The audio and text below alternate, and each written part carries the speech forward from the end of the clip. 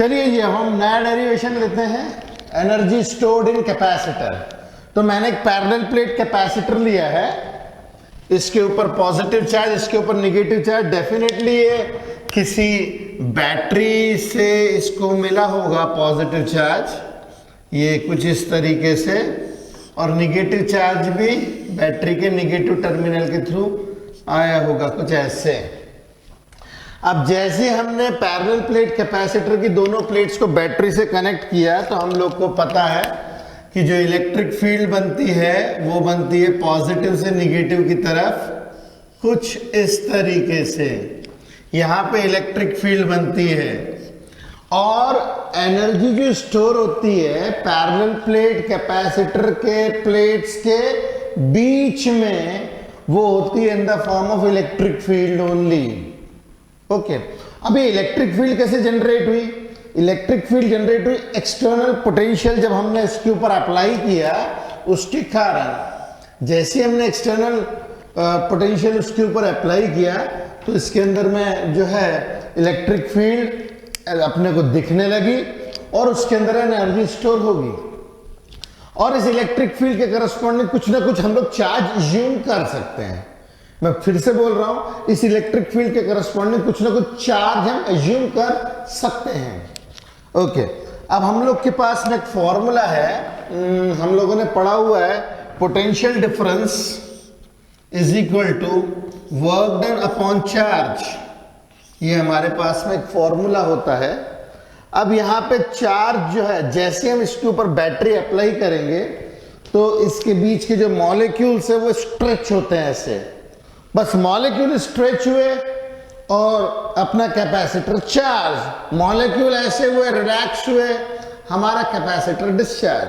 तो कैपेसिटर को चार्ज करने के लिए हमें करना कुछ नहीं है, बस इलेक्ट्रिक फील्ड देनी और उसके मॉलिक्यूल्स जो है मीडियम के वो ऐसे हो जाएंगे, मॉलिक्यूल्स ऐसे हुए और वो कैपेसिटर चार्ज हो जाएगा, ऐसा हम मानते हैं।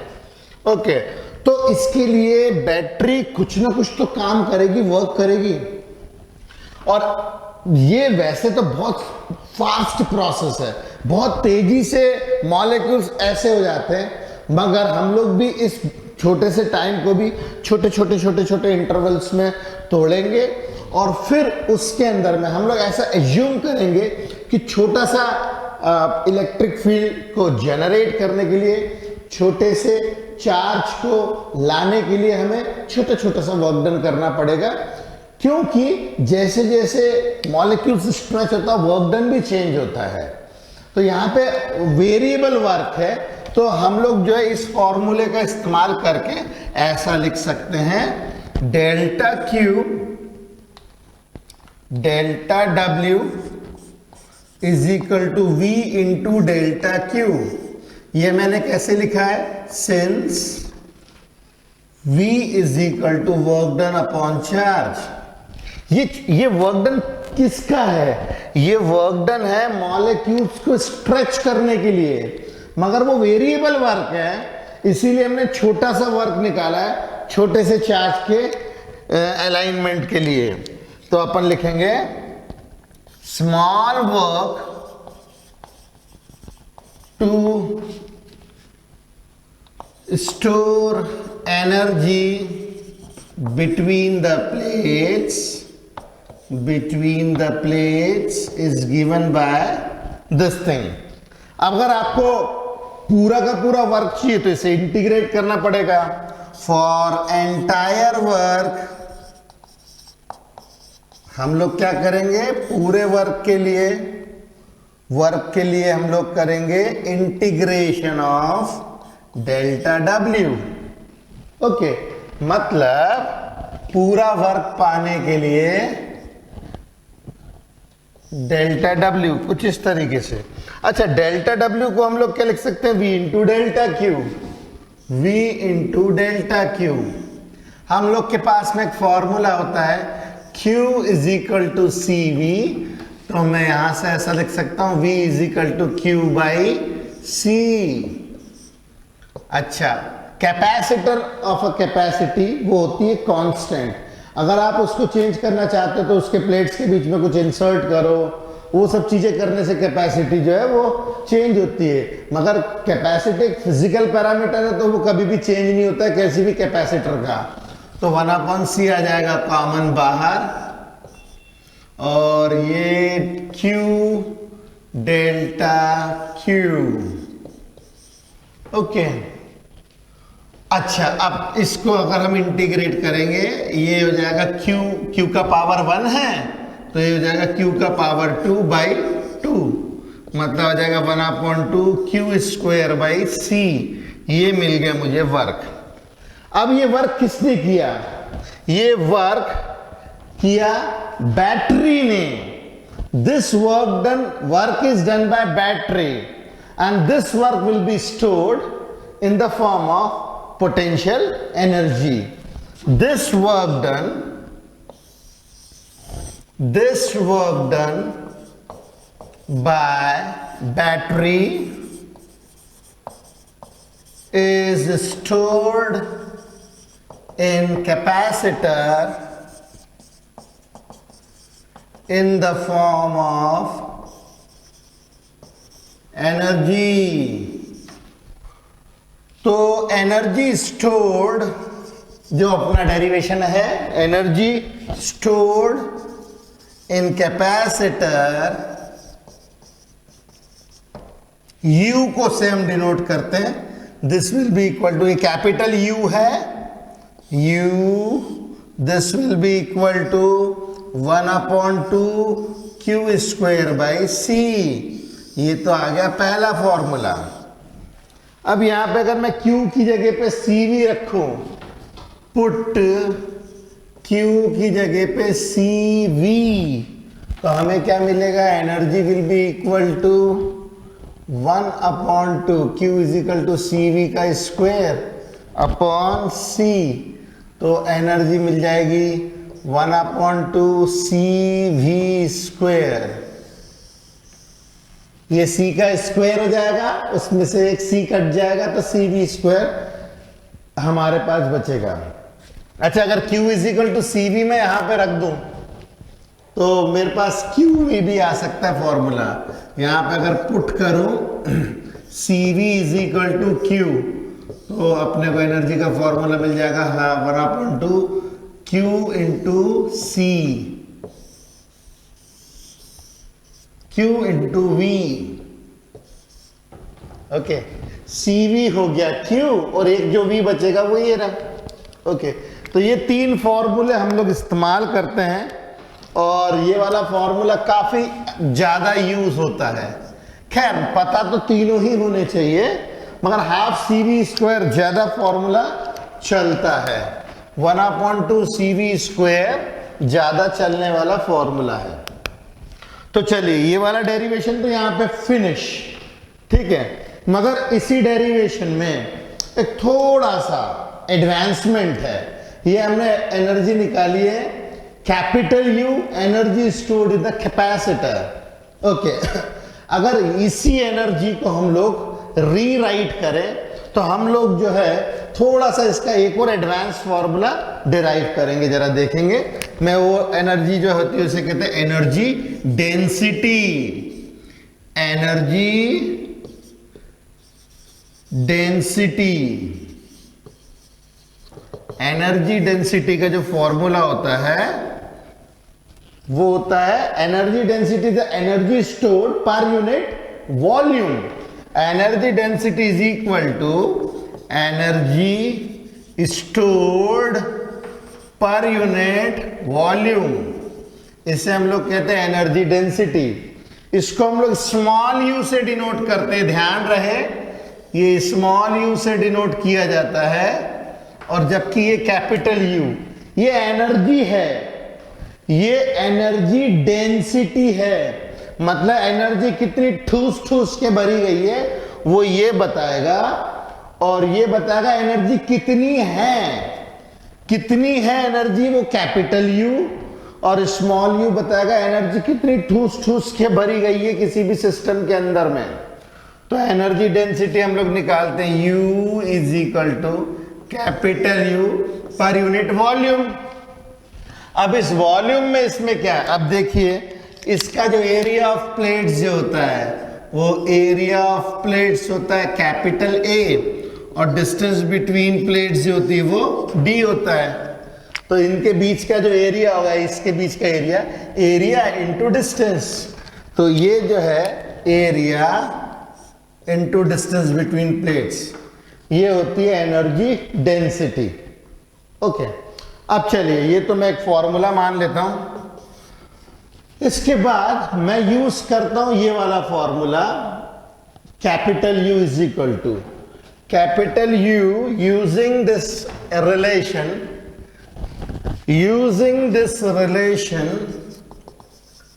Capital U is equal to half CV square, या half Q square by C ले लेते हैं, half Q square by C। मैं इसमें Q की जगह पे U is equal to half Q, हमारे पास है सिग्मा इज इक्वल टू, मतलब surface charge density is equal to charge per unit area, इसका इस्तेमाल कर सकते हैं हम लोग। एंड कैपेसिटेंस का फॉर्मूला होता है epsilon not A by D. ये फॉर्मूले हम लोगों के पास है पहले से ही डिराइव किए हुए, तो मैं Q की जगह पे क्या लिख सकता हूं, सिग्मा इंटू A का होल स्क्वायर, और C की जगह पे लिख सकता हूं epsilon not A by D. ये वाले फॉर्मूले मैंने इस्तेमाल किए। अब जरा देखें क्या मिलता है, U is equal to 1/2 sigma square A square D upon epsilon not into A।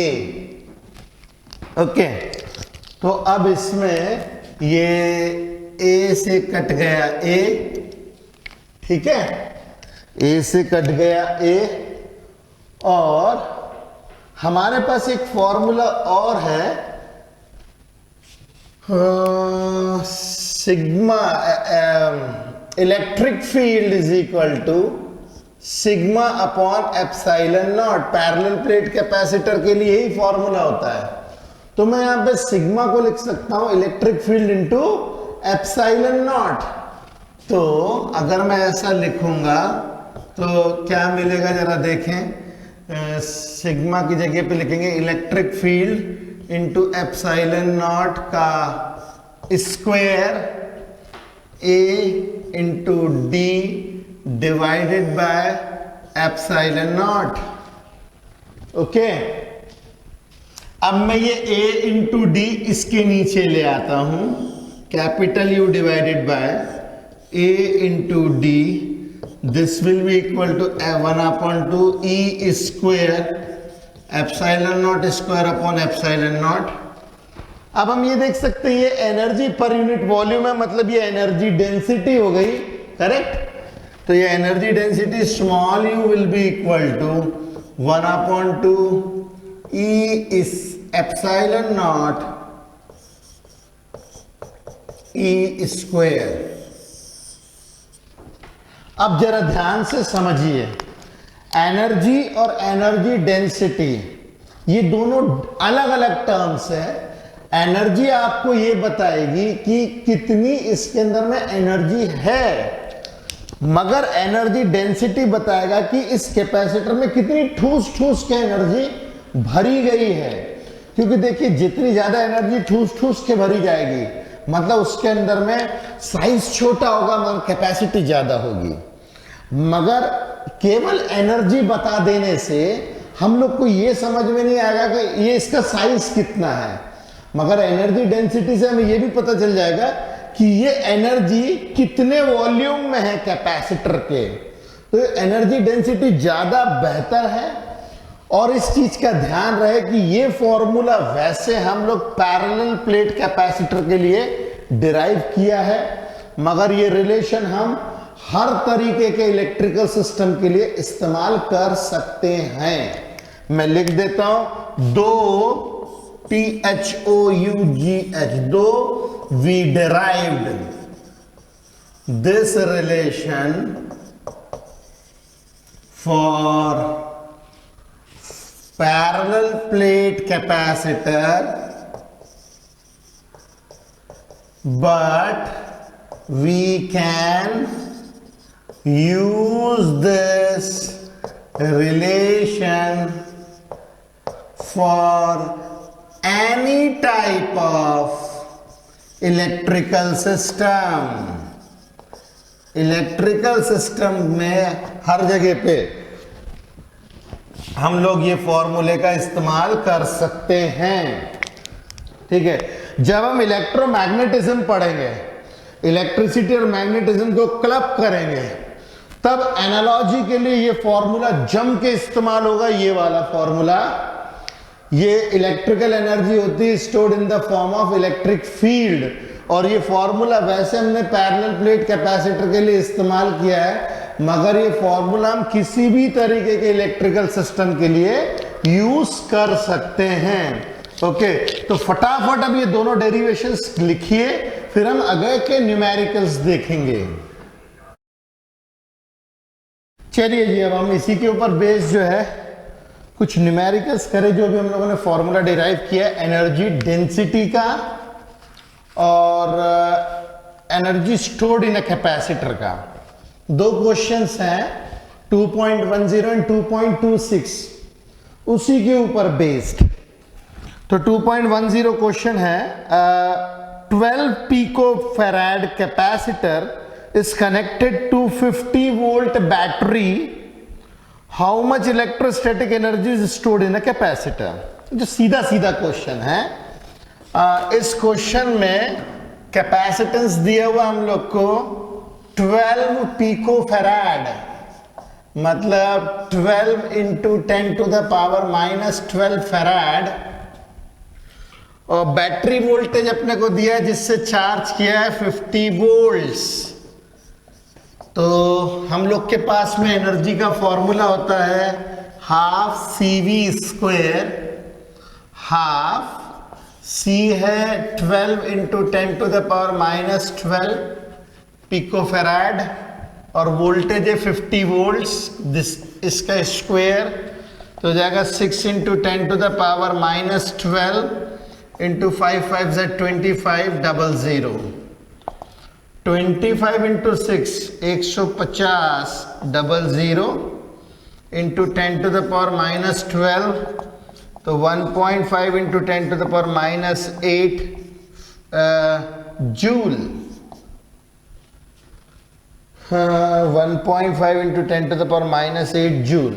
Okay, energy की यूनिट जूल होती है, तो इसे जूल में ही हमें आंसर देना है। तो देखिए, ये तो इजी क्वेश्चन था, सारी चीजें हम लोगों को गिवन थी इसमें।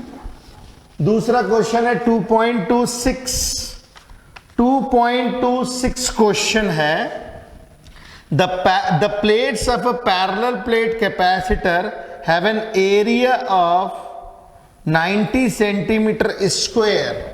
इस क्वेश्चन में एरिया हमें दिया हुआ है 90 सेंटीमीटर स्क्वायर, मतलब 90 सेंटीमीटर का स्क्वायर 90, 1 सेंटीमीटर में होते हैं 10 to the power -2 metre square, मतलब 90 into 10 to the power -4 metre square.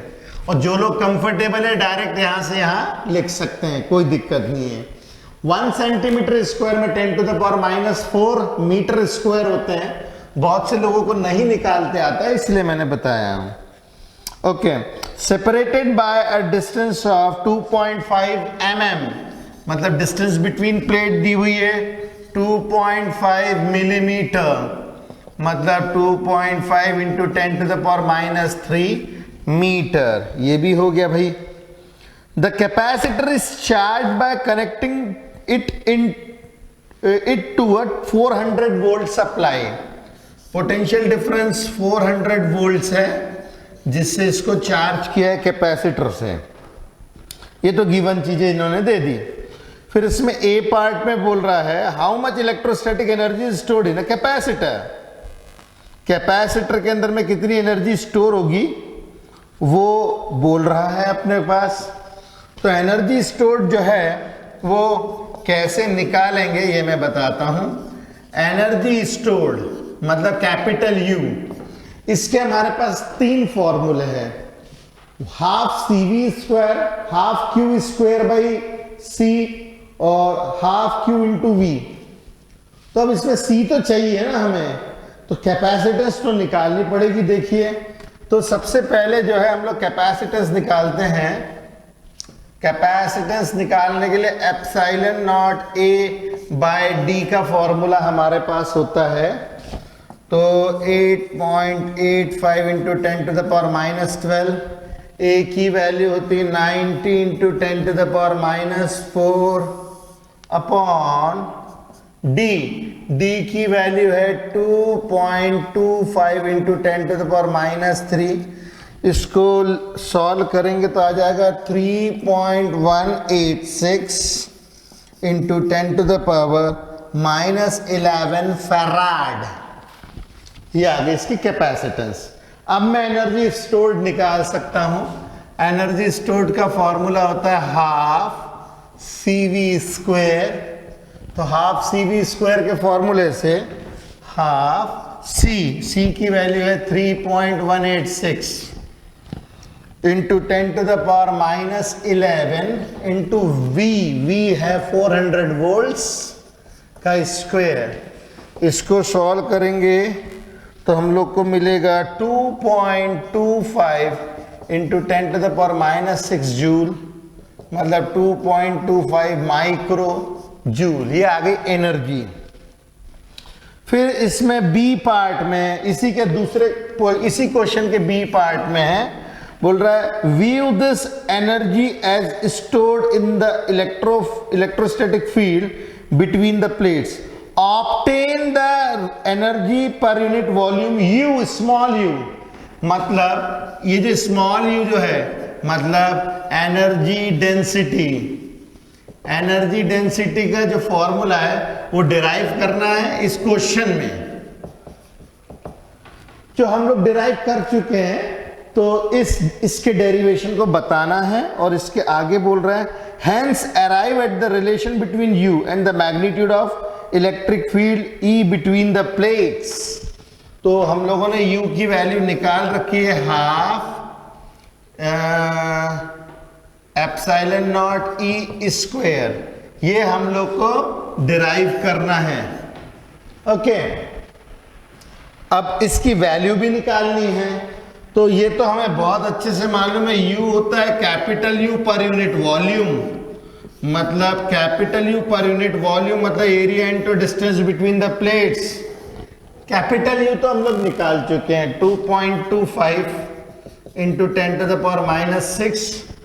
Area है हमारे पास 90 into 10 to the power minus 4 और ये है distance between plates 2.5 into 10 to the power minus 3। इसको सॉल्व करेंगे तो हमें मिलेगा 0.113 जूल पर मीटर क्यूब। ये इसकी यूनिट आ जाएगी। तो देखिए इसमें भी काफी सारी चीजें करनी थी। ओके, सबसे पहले तो हमने कैपेसिटेंस निकाला, क्योंकि बिना कैपेसिटेंस के तो ये कर नहीं पाएंगे, एनर्जी निकाल नहीं पाएंगे। कैपेसिटेंस निकाली, फिर एनर्जी निकाली, फिर एनर्जी डेंसिटी का डेरिवेशन करना है, मगर हमने चूंकि करा हुआ है इसलिए मैंने यहाँ स्किप कर दिया है। फिर एनर्जी डेंसिटी की वैल्यू निकाली है। तो ये बता रहा है कि एनर्जी इतनी है, मगर कितने बड़े कैपेसिटर में ये नहीं बताया, मगर यहाँ पे पता चल रहा है एनर्जी डेंसिटी कितनी है। ठीक है, साइज के हिसाब से हम लोग कैपेसिटर जो है उसकी एनर्जी डेंसिटी निकाल सकते हैं। तो ये न्यूमेरिकल शायद समझ में आया होगा, तो इसे फटाफट कीजिए, फिर हम अगले क्वेश्चंस पे चलते हैं।